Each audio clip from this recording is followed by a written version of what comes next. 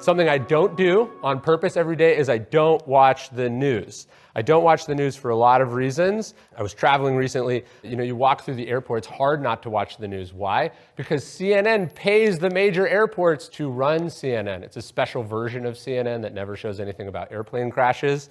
But the point is, the news is not there to inform you. The news is there to make you watch more news, right? I think it's important to be an informed citizen, but I think the news is often the worst possible way to get informed, at least consuming news in real time. Right? This is, I think, encapsulates where we are.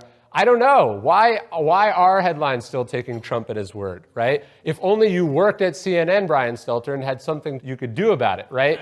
But the point is, so much of the news is not even news. It's people speculating about the news or giving you their opinion about the news, right? There's a reason that the news is always developing. That's so you keep watching. There's a reason they're never like, here's the conclusive end of this story. You can turn off the TV or walk away from your computer now. No, that would be very bad for business, right? It has to always be ongoing and always be breaking. And so I would like to catch up on that story at the end of it. I'm not just picking on political journalists, although I think it has become increasingly toxic, but sports, right? Here's a real discussion from First Take. Which team wins tonight? I don't know. If only we just wait a little bit, then there'd be an answer, right? But this is the quality of discussion that we get in most sports shows, right? It's like, are we being too hard on so-and-so? What will happen to so-and-so? Is so-and-so going to play tonight? These things have a way of working themselves out. Trump will be impeached or he won't be impeached. Following it daily on the news is not making it any more or less likely. In our system, we elect people whose job it is to take care of that, so we go back and do what we contribute to society. But too many people completely take their eye off the ball to follow news in real time when they'd be better off reading history or reading even like a work of fiction. I think it's interesting, like if you want to know what's going on between the US and China, don't follow what the sort of pundits are talking about on Twitter. I think you're better off picking up Thucydides' History of the Peloponnesian War, reading a 2,500-year-old book that stood up really well about the timeless jostling between an ascendant power and a dominant power, right? I would like to read psychology and history and political philosophy and find out what's going on at the sort of core universal timeless level, not the trivia of the present moment.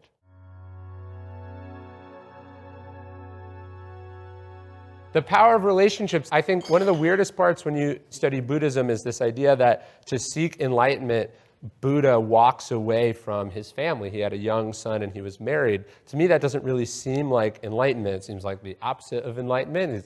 It's like, oh, Buddha was a deadbeat. That's interesting. But the power of relationships, people I hear that say, oh, I don't have time for relationships. I don't have room for relationships. I'm focused on my career right now.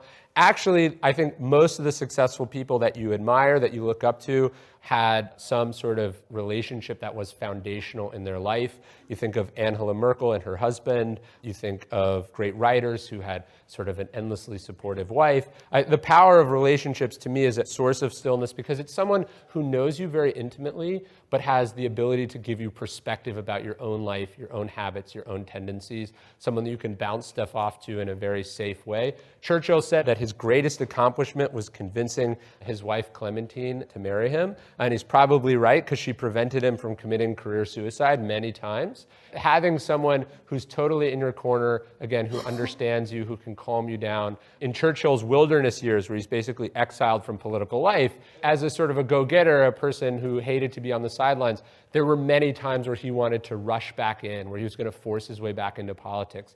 And it was his wife who was able to talk him down off this ledge every time. And it turned out to not just be the right decision for his career, but like all of humanity is in his debt. If he had been in politics or in power while Hitler was ascendant, he would have been tossed out of office like everyone else. The power of waiting, the power of sort of having a home to rest in was deeply important. My wife's here today. She's been a huge part of my success. The idea of having a relationship, I think, cannot be overstated enough. And again, whatever form it wants to come in for you, the point is being an island is the really bad way to do it. And then ultimately, even if it wasn't, if it helped you get everything you wanted, I mean, what's the point? If you're doing this all for yourself and you have no one to share it with in the end, is that really what success looks like for you? The power of saying no, again, is a big part of it, whether it's saying no to the news or saying no to all the things that are coming your way so you can focus on the things that matter. A friend of mine gave me this framed picture of Oliver Sacks, which has Oliver Sacks' framed picture in it, but he had in his office just the word no, exclamation point, meaning you have to say no to almost everything that comes your way. Right? Early on in your career, you had to say yes to everything. That's how you got where you are. That's how you got here. But to now do what you do and to do it well, you have to say no to all the things that are not that thing. I've talked to lots of sports teams, and the performance coaches I talk to, particularly in baseball, stress this so much. They're like, look, to become great at sports, particularly baseball, you get great by swinging at pitches, right? That's how you make a name for yourself as a hitter. But once you make it to the major leagues, now it's all about plate discipline. Can you not swing at a pitch that's almost good enough? So you're waiting for the perfect pitch, right? Can you not fall for the deceiving pitches, the pitches that are designed to get you to swing that you actually have no chance of connecting with? This is really important. So for me, it's all about saying no. I don't say no enough, but I feel like if I'd said yes anymore, it would be a problem. But like, this is my calendar for today. Google Calendar, of course, the best calendar. I have 2 things on my calendar. That's it. I actually tell my assistant if there's more than 3 things in the calendar, something got messed up, right? Like, my goal is to have as few things in the calendar as possible. When I look at my day and it's scheduled from 9 a.m. to 9 p.m. or whatever, that's not only not my idea of success, right? That's not winning, is I have to go do a bunch of things that other people want me to do. But I'm not going to do well at any of those things. So I'm just going from appointment to appointment. And so my thinking is, if it's in the calendar, it means I'm not doing the main thing. I'm not writing. So it's awesome to be here today, but this took 1 hour from writing from me, right? And so having to actually think about it in terms of cost is really important. The earlier you wake up, the stiller it is. I love the sound and the feel and the quiet of the house before anyone else has awoken, before the phone has started ringing, before the emails have started coming in. This morning I got up at around 6. I do have a 3-year-old and a 5-month-old, so it does handle the getting up early for me most mornings. But the point is, you want to get up early and you want to start whatever you're doing as early as possible in this stillness. So the idea of waking up early before the distractions, before the impositions is really important. Slight tip, for instance, I'm very anti-breakfast meetings. I don't want to start the day doing something like that. I want to start the day with whatever my sort of creative practice or my most important work task is. So I get up early, and then my corollary to this rule is let us start the day phone free. So my rule is that I don't touch the phone for the first 30 minutes to 1 hour that I'm awake. I use an app called Spar. It was 10 minutes, and then I worked my way up to 20 minutes, and then 30 minutes, and then an hour. This morning, I didn't touch my phone for the first 2.5 hours that I was awake. The first thing I had to use was Google Maps to figure out where I was going. I feel like that doesn't totally count. But the point is, the amount of people I know the quality of their day is determined by whether Donald Trump went on a tweet storm while they were sleeping, or whether somebody from work sent them a bunch of emails, or they got a bunch of unsolicited texts. We start the day too often from our back foot, right? Because instead of going into the day intentionally, we are reactive. So I use Spar. What Spar did for me is it gamified the idea of not using the phone. So basically, when you wake up, you don't touch the phone, and then you have to check in on the app when you use your phone for the first time.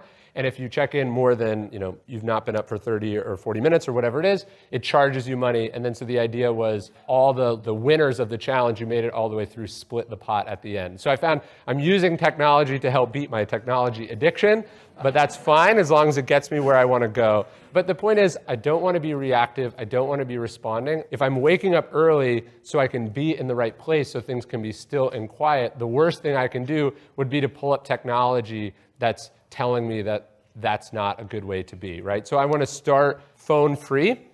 What do I do if I'm not using my phone, right? This is crazy. The first thing I do in the morning is I go outside. So we waited for it to be light this morning, and then I took my son for a long bike ride. We were out for about an hour. We go outside. We live on a dirt road not far from Austin. I don't even take the phone, which means sometimes I experience things that I can't take pictures of, and I just have to be present for it like every other human being for all of human history up until a few years ago.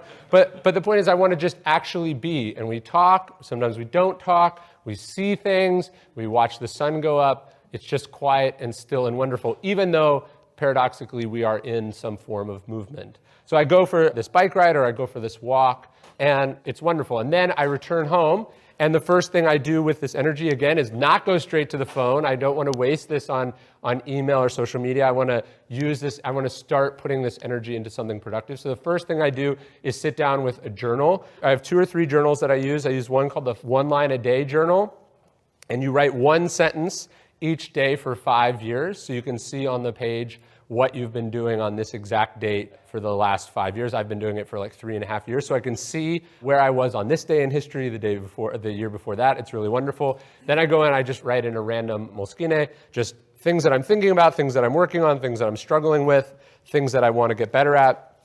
And then I do the Daily Stoic journal, which it is my journal, so it's somewhat weird. But it's just giving you a prompt. It gives you a sort of a philosophically inspired prompt for the day that you sort of set your intention for, and then the idea is that you revisit that in the evening or the following day just to see how you did. So I want to start my day sort of intentionally. And it might seem weird as a writer that I would start the day by writing, but it's actually kind of just a warm-up. What's really interesting about philosophy is that that's what Marcus Aurelius' Meditations was. It's one of the few philosophical books that we have that wasn't published as a book. He wasn't, the most powerful man in the world wasn't writing what he thought. He was writing what he felt he needed to know for himself, and it's only a complete accident that this work survives to us. He'd probably be mortified that we're reading his diary or journal, but he's dead, so it doesn't matter. The point is, philosophy is not just this thing you read about one time and understand. It's an active practice. It's something you're doing with yourself. It's a dialogue with oneself. I talked about the missile crisis a little bit. What I think is so fascinating about the missile crisis is that we have Kennedy's doodles and notes from the missile crisis. On legal pads, he would write these things to himself, sort of reminders. He would write missile, missile, missile, or he'd write consensus, consensus, consensus. He was journaling out, working out what he was thinking as he was thinking it. Journaling is not the only way to do this. I know people that doodle in the morning or sketch, but the point is to have kind of a creative practice where there are very low stakes, and it's just sort of getting the juices flowing. Julia Cameron calls morning pages a sort of a form of spiritual windshield wipers, and I really like that analogy. Kennedy really liked boating, and so he drew these pictures of sailboats. You can imagine the entire world is about to blow itself up, and if he's not careful, he's going to contribute to that. The idea of just getting out of that, zooming out, sort of calming his mind, you can see how valuable and important that would be. Anne Frank writes that paper is more patient than people. And so when you think about the stresses of the missile crisis, it makes sense why he's writing on. He wants to dump out his anger and his frustration and his fears and the ideas that he's workshopping where there are low stakes so he can perform better where there's really high stakes. So I think journaling is a really important part of it. My rule is you do the main thing right away. So the point of not using the phone, going outside, journaling, this is all about warming up for the most important part of the day, whatever that is. So again, probably a breakfast meeting, not the most important thing of the day, right? Responding to emails, not the most important thing to the day.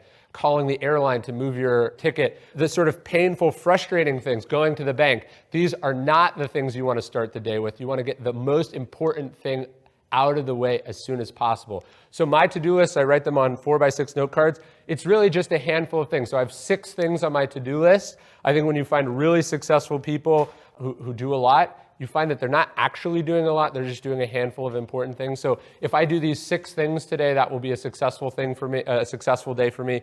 Some of these are really important, some of them are like administrative. So the first thing I did this morning when I got up and did all my stuff was then I had an article to write, I had an email for Daily Stoic to write, and I crossed those off early. If I showed you my to-do list now, you would see that all the important things of this list are finished. And the reason for doing that is that I feel like you control the early part of the day, but as the day goes through, your grip on the day is loosening, right? Because things happen, you don't feel good, somebody comes into your office with a problem, you get stuck in traffic, whatever, right? The complexity of the day, entropy enters the longer you're at it. And so if I can win the morning, if I can do the most successful things early when I'm coming at it from a good place, then the rest of the day is extra, right? I could write at 2 p.m. in the afternoon, but the chances of me being in the right headspace, me having that unprotected time at 2 p.m. in the afternoon is much lower. So I want to do it at 9 a.m. or 8 a.m., get it done, get as much of it as possible done. And then if I have a great window at 2 p.m., maybe I'm going to keep going. But I want to get the important thing done as soon as possible. And I like to not have a list of 100 things, but like a couple core things. Consider that a win. You keep going, right? You want to run up the score as much as possible, but you have to win first. Hey, thanks for watching Daily Stoic. If you want to learn more about Stoicism, you can check out some of our other videos here. Subscribe, we'd really appreciate it. Keep learning, keep studying, and remember those 4 Stoic virtues: courage, justice, temperance, and wisdom.